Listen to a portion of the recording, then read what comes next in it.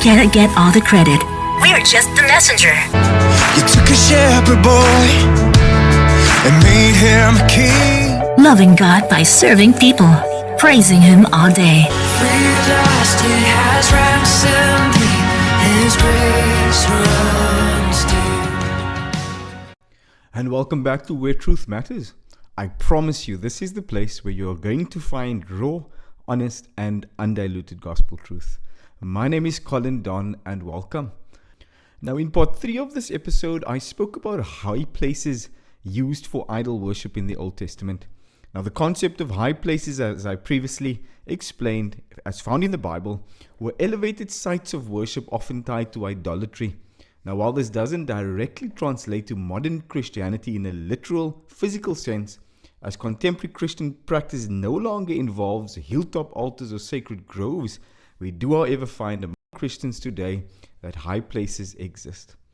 The term can be applied metaphorically to describe spiritual, cultural, or behavioral phenomena within today's Christian communities, and this phenomenon mirror the biblical high places in their essence. So anything that competes with or distracts from exclusive devotion to God could be called a high place. Now, among Christians today, these high places are often identified as modern idols, priorities, practices, or influences that subtly or overtly take God's place in worship, in allegiance, or in lifestyle could indeed be a high place. On this episode, I will explain how high places might be described among Christians today. With each of these high places, I will give you a description, an example, a biblical parallel, as well as the modern context for these high places. Firstly, there's materialism and wealth. Now, the pursuit of money, possessions, or financial security can become a high place when it overshadows faith or dictates life choices. An example of this would be prioritizing career over spiritual growth or measuring worth by material success. The biblical parallel is when Jesus warned that you cannot serve God and money in Matthew chapter number 6, echoing the exclusivity demanded in the Old Testament, Exodus chapter number 20. In a modern context, consumer culture often pressures Christians to idolize wealth, much like the Canaanites sought Baal's blessing for prosperity in the Old Testament. Another high place is media and entertainment. Obsession with TV, social media, movies, or music can elevate secular influences above God, shaping values and time more than scripture or prayer.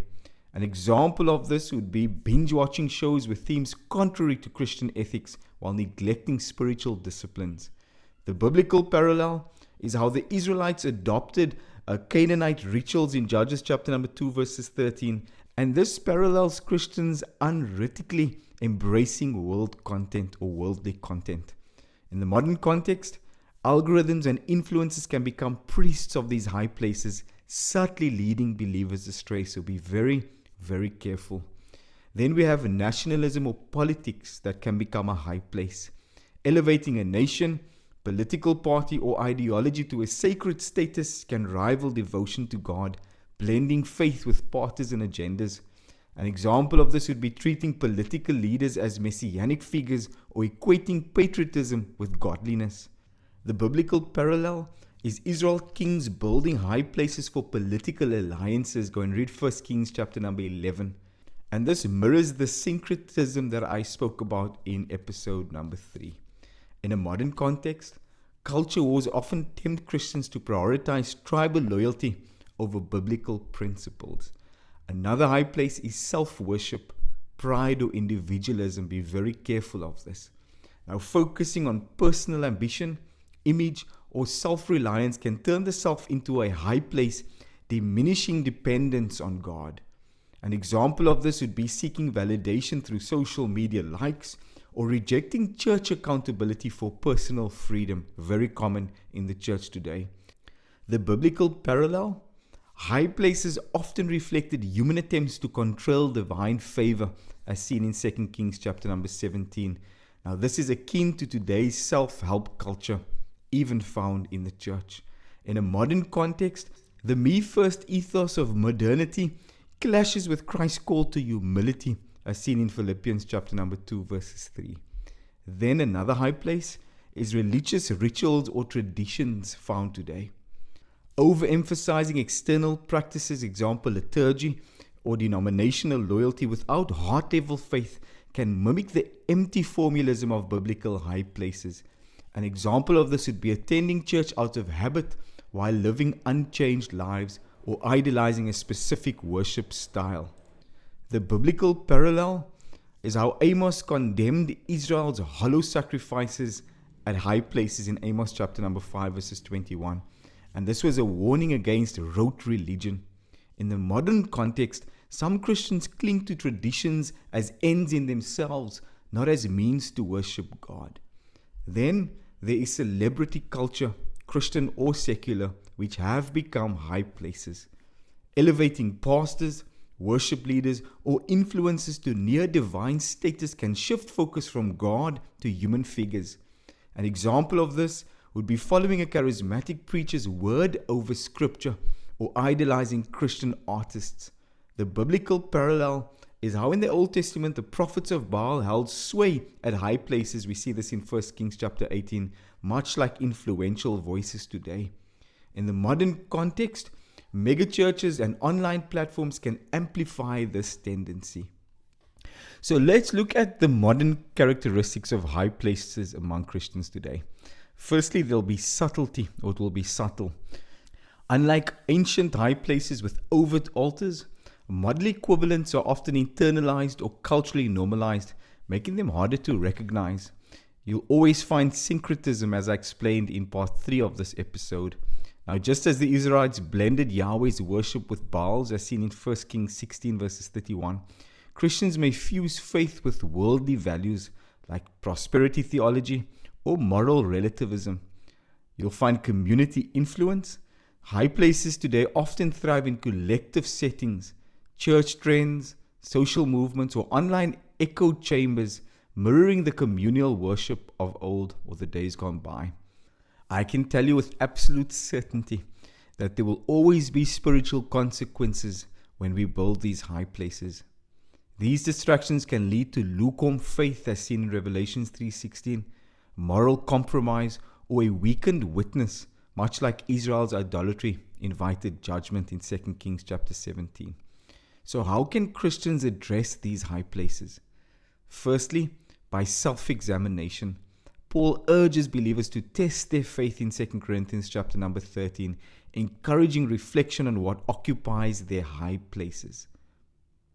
Then, there must be a scriptural focus. Returning to God's word as the ultimate authority dismantles rival influences, as we see in Hebrews 4 verses 12. There must be repentance and reform.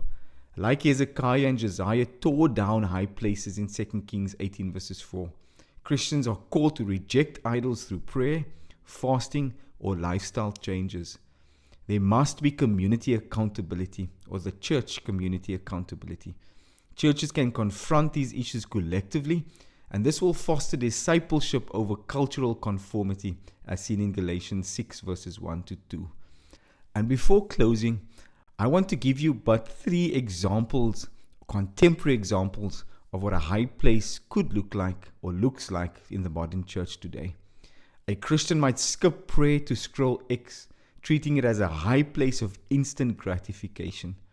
A church prioritizing flashy production over substance might echo the showy rituals of Baal's prophets in 1 Kings chapter number 18. Debates over politics which split congregations reflect the divisive high places of old, pulling focus from Christ's unity, as seen in John 17 verses 21. Now I can further assure you that the only way to tear down these high places is by living or practicing some core spiritual disciplines. I'm going to give you a quick explanation of key Christian spiritual disciplines, their biblical basis, and how they function in contemporary practice today. There's prayer.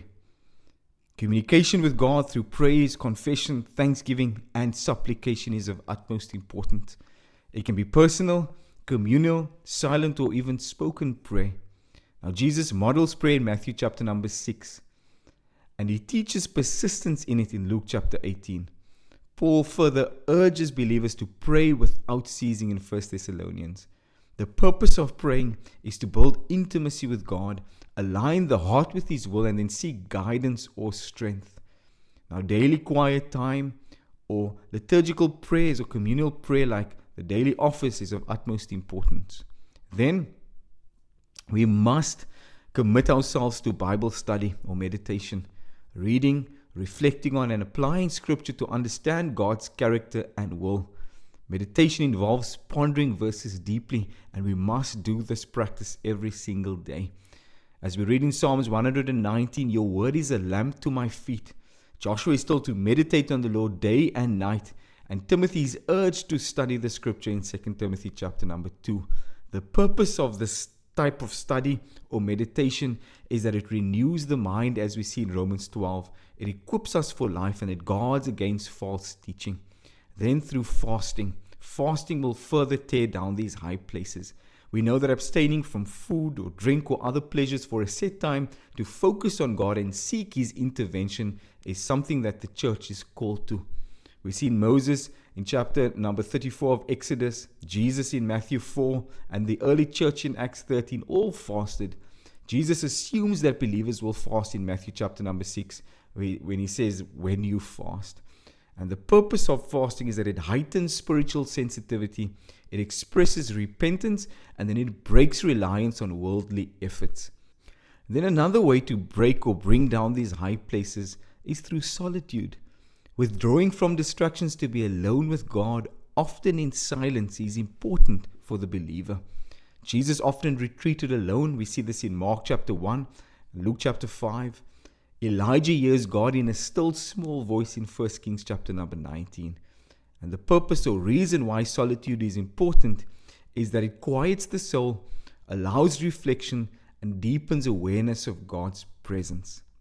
Then, service, giving or stewardship, fellowship with other believers, these are all of utmost importance, and it will help you bring down or keep down these high places.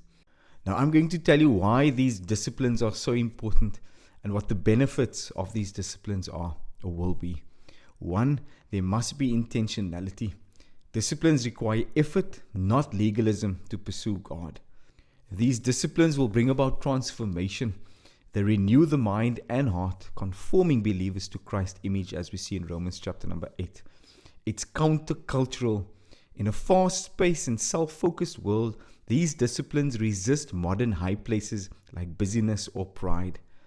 It is grace-given. These disciplines are not about earning salvation, but responding to it with love and discipline. Now, I know that there will be challenges. In fact, there are challenges today. There are distractions. Things like technology and schedules compete with time for prayer or solitude. Then there's this thing called individualism. Some neglect fellowship or service, preferring solo spirituality. Now, you must make these disciplines personal. A Christian might start the day with prayer and scripture, fast from social media weekly, or serve at a soup kitchen if you must. Then stay connected to the community. Churches offer Bible studies, worship nights, or group fasting. Be part of and take part in these activities within your local church. And then lastly, adapt. There are things like apps and podcasts and even online communities that integrate these disciplines into the digital life. We live in the digital age, and it's important to learn how to use these tools to your advantage.